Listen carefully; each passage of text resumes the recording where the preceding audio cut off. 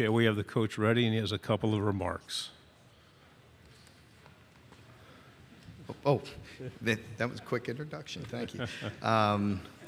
Good to see everybody. Just walked off the main stage, obviously, and as I mentioned in there, you know, everybody says it, but it's true. Really good to see everybody. I really do appreciate what you do. I see a lot of you, so many different places, and how hard you work, and all the different sports, and the travel, and everything. So really good to see everybody. It's an exciting time. You know, for us, and I mentioned it in there, but it's true, the last year or two, it's like chaos, you know, and chaos. But for us, it's like, let's get back to sanity. Let's get back to getting on the field, coaching football, and being around our players and being around our staff. And that's fun. And that's right around the corner. So looking forward to that. But great seeing everybody. Front row, coach, on the left. Chris Farblin, KCOU 81 FM. Coach, you guys brought in a lot of players in the transfer portal, in particular on offense, Devin Leary, Ray Davis, and a lot of guys in the offensive line. I want to ask, do you believe that the transfer portal, do you believe it helps or hurts the parity of the sport, or widens or decreases the gap between talent between teams? Yeah, I think at this point, you know, that's hard to say. It's a great question. I'd say probably creates a little more parity. You know, just what the good and the bad from that is we're all in the same situation, right? So if you feel like maybe you're gaining on a team and maybe they don't have the guy at the right position or a weakness, they could just go out and fix it in free agency. And so that's the bad thing because, you know, some of the teams that are competing for championships each and every year are still going to be going and getting those top free agents. So it's kind of a double-edged sword, but we've done very well in the portal. And as I say a lot, and people may get tired of it, but you know, the situation is what it is. So we better do it the best we can and worry about Kentucky and handle my backyard the best I can. Front row, right. Jimmy Himes with the Sports Animal in Knoxville. Coach, talk a little bit about having Cohen back as your offensive coordinator. And has he brought any new wrinkles from his first stop? Yeah, it's really great having Liam back. I think the big thing for us is the familiarity is there. You know, he knows what to expect from me. I know what to expect from him. It's not always easy. It's not going to happen just because we had success before, that it's going to happen overnight. I think with Liam, you know, he brings an energy and a juice in the building that's important, and a belief to our players. And I think even more so because you did see that first year, you know, when I hired him, he was kind of a relatively unknown. He hadn't been in that situation yet and called plays at that level and at the SEC level. So the fact that he did that and had success and went on to the Rams and then comes back, I think the confidence level from our players, from our team, from the organization is higher than it once was. Left side, second row. Coach Stoops, Jamal Kennedy, WSFA 12 Sports in Montgomery, Alabama. Alabama comes to Lexington this fall in November. Just curious in your thoughts, the excitement around hosting that team. You know, the last time you beat Alabama, of course, was in the 90s, but it did come in Lexington. I think, you know, that's one of those situations where it's such a long way off. But we have great respect for the history, the tradition, especially the teams on the West that we don't see much that do come in there. That's part of it. That's part of the argument, right, with creating one division and rotating them and all that. So I think that's a fair question. We have so many games before that. November's a long way off. But, you know, certainly, you know, the respect is there for Alabama, and the fact that they're coming to your stadium, it's there. It's part of the schedule. It's good for season tickets. It's good for all those things. But for us, there's a lot of work to do in between. Right side, front row. Chris Williams, CBS Oklahoma. Coach, what do you think it'll be like for you the first time you take the team to Norman, and who do you think Bob will be pulling for when that day comes? Yeah, that'll be definitely a strange feeling. You know, the last time I was in Norman, I was the defensive coordinator, and we were playing them, and it was our first year at Florida State, and it didn't go so well. So I don't have such fond memories of that. So, of course, a year later in Tallahassee, it was a much better game, and but in year one there at their place at that point in time wasn't much fun. But I wish I had got a shot at them a couple years later when we had them going in Tallahassee. But no, it'll be a challenge. Again, the respect I have for Oklahoma and Drake, who was asked that in there. I'm so proud of Drake and the way he's playing, and Coach Venables. I've known him for such a long time. So nothing but respect and admiration for Oklahoma. But when we play each other, we'll both be trying to win at all costs. So. Second row. Hey, Mark.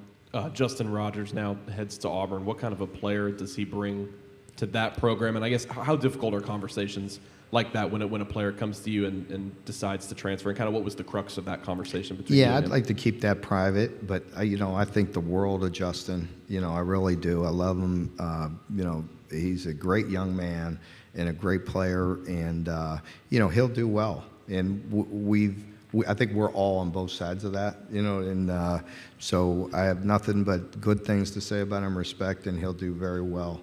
And, so I wish him well. Left side, third row, and then pass it one over. Okay. Coach, what's the transition been like on offense with losing Will Levis, a guy that's been with Kentucky for so long, and moving off a guy like that? How's the offense going to look? Is it going to be any different? Well, it'll be different. We have a new coordinator. I think the big thing, with Will, you always hate to see a great, a pro, a guy that's that talented move on. But as I always say, no matter who it is, you're just excited for the next guy, the next opportunity, who's going to step up and what's he going to do. But we have a new system, so things will look different, and we have a lot of confidence in Devin. Third row.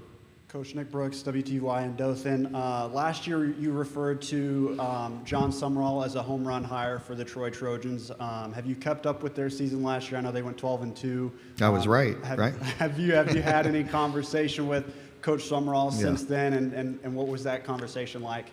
Yeah, I keep in touch with John and was asked about it in the other room as well. But no, just very proud of John and think the world of him. He's a great coach, and I was asked about it in there about him and some other defensive coaches that I've hired, with knowing that they were coming in as a position coach, but ultimately going to be a coordinator or a head coach. In his case, he went right to being a head coach and doing it well. So I knew you had a great one in that hire, and he's doing great things, and nothing but happy for him. Front row on the right. Mark, what's impressed you most about Devin Leary? I think just his work ethic, his attitude. You saw the talent on film. You knew what you were getting. A very good football player, but I just really like him as a young man. The way that he's coming in, trying to earn his way, earn the players' respect, coaches' respect. Some guys come in and it's just nice to see him kind of finding his voice, finding that leadership role, and kind of commanding that through time. Doesn't just happen overnight.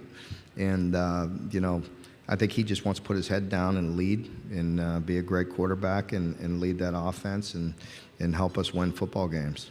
Athletically, do you see similarities between him and Will Levis? I do. I see both of them creative at times in the pocket, and in their ability to, I think last year was different for Will. Certainly once he got injured, his ability to scramble and just, that comfort level wasn't there. He was playing with an injury. But, prior to that, both of them have that ability to escape and elude pressure, to either get the ball down the field or get some tough yards with their feet, whatever they have to do. Front row.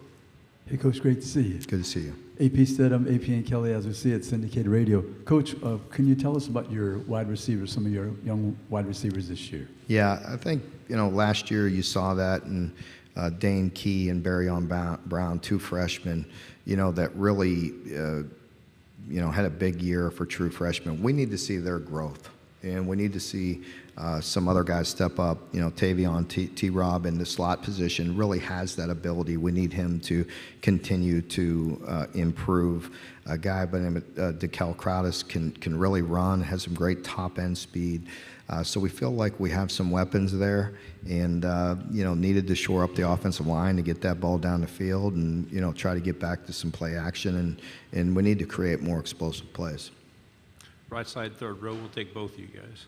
Mark, Kentucky was one of the first sort of states to adopt NIL legislation. I'm kind of curious on your thoughts on that, with obviously with the current gray area, with the IRS memo, and obviously the statement made by the NCAA. How are you sort of operating the program in lieu of all this gray area? I mean, is there confidence in the state law in that process and so forth?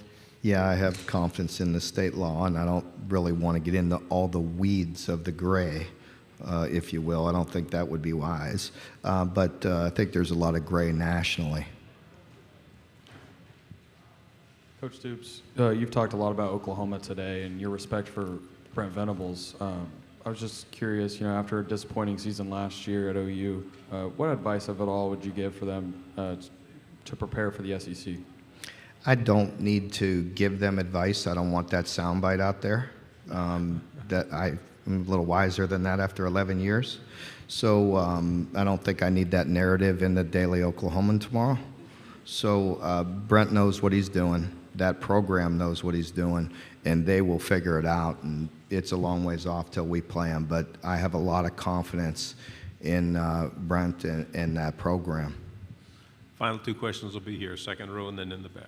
Sierra Newton for BBN tonight. We've seen a lot of growth out of Alex Safari. What are your plans for him this season? Yeah, Alex has been, came in and did a really good job as a true freshman. He's the type of guy that could play multiple positions. In kind of being such a young guy, to see where his body goes, because he's a big physical guy already as a freshman. But he has some unique skill sets, and he's just a very good football player. So we just need to continue to work with him, continue to play him at the position where we did a year ago at the nickel position a little bit, but also safety, and we'll see where it goes with him, because he's talented, but again, he's young, and where's his body going? I mean, some guys gain 10, 20, 30, 40 pounds. You just don't know where it's going to go, but he's a good football player. Final question. Dan Peck, ESPN 106.7 in Auburn. Coach, when you got to Kentucky, Hugh Freeze was the head coach at Ole Miss. Now he's back in the SEC at Auburn. Your relationship with Coach Freeze and your thoughts on his return to the conference? Yeah, I was happy to see Coach back. He and I back in his first go-around used to play a little golf prior to our SEC meetings over in the spring, and we talked about getting that back together again. But no, he'll do a great job, and good to see him back. Coach, thank you very much. Thank Great you all. job.